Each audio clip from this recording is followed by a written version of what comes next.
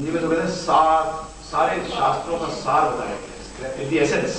It is the essence of all knowledge. Because in this Kali Yuga, if you really see, everyone wants to get everything by shortcut. Overnight rich. Overnight में पढ़ाई हो जाए. हर कोई overnight में होता है. So God knew this. He said, I have to give them a punji of all this also, so that they can basically understand all the basic facts. Now I tell you, all knowledge, it may be material or spiritual, deals only with 5 things. Creator. Who are we? Who am I? Right?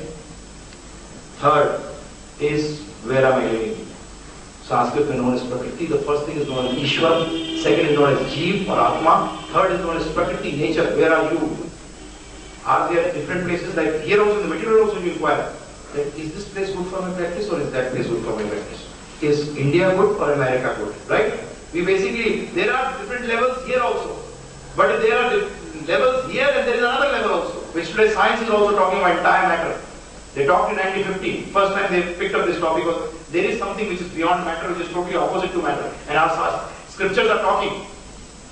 The spiritual science is talking, yes, in the Quran it talks about Jannah, in Bible it talks about the heaven, and in our Shastra it talks about Vaikuntha. It is the same thing that they are talking about a different world altogether, that there is something like that. Next is Kal. Kal means time. In material world also, you have to adjust everything in time factor. So there is time factor is there.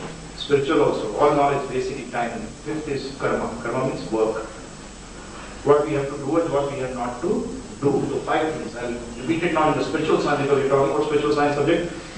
Ishwar means God, creator. Number 2 is me, that is the soul. Third is Prakriti, that is material and spiritual. Fourth is Kal, means Samay, time. And fifth is Karma, means Karya, work. Now, today I'll only take with one activity because they talk. I'm taking a premises that we believe that there is a creator. And that creator has set some laws that what you should do and what you should not do. Sometimes the Bhagavad Gita is very quoted in a very free way that God says just do your work. I'm very sorry. I have gone through Bhagavad Gita maybe 15 numbers of times, but I have never read the statement that you just do your work and everything is okay. Work also has been divided into 3 parts.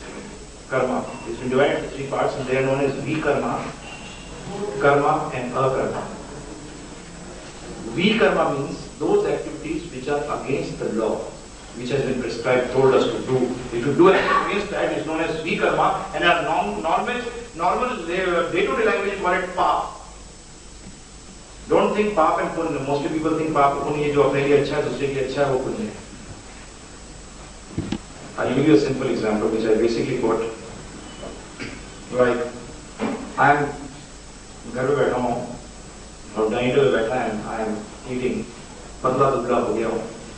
तो एक मेरा दोस्त आता है, and take an example, Dr. Vara comes.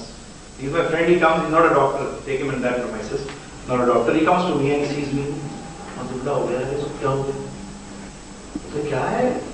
Vrindavan करो, ये क्या कर रहे हो? कुछ खाओ पियो, घी भी खाया करो, सूखी चपाती, सूखी दाल, ऐसे तो हो गया. बोलते खाना भी ठीक है, नहीं खाता. ये बाहर जाते हैं 16 kg का बढ़िया मेरे लिए अस्थि टिकट लेके आते हैं, बोलते मेरी तरफ से दान, सुबह और शाम एक ही कटोरी पिया करो.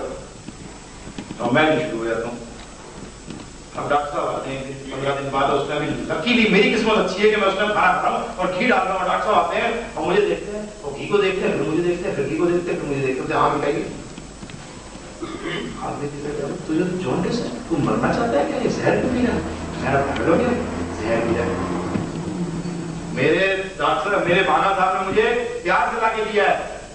But if you really see, his good intentions were taking me to Ramnath Satya. His intentions were absolutely good, pure. There was nothing wrong with his intentions. I'm sorry to tell you, Prabhupada used to make a very strong statement. Good intentions. The way to hell is paved with good intentions.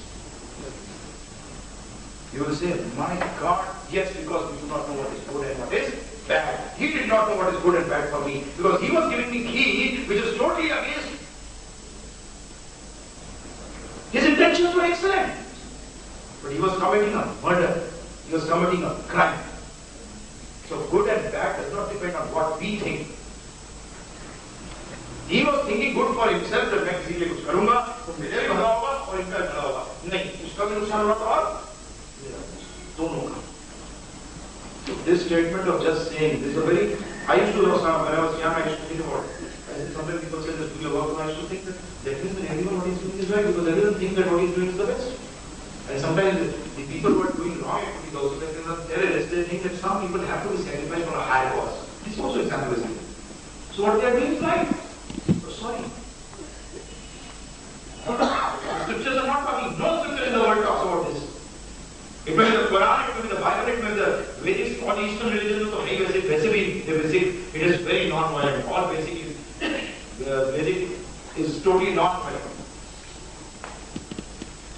And all of them. So karma has been divided into vikarma, karma. Now karma means what? The activities has been enjoined by the scriptures. But try to understand one thing. Vikarma and karma. These has got that you have to eat the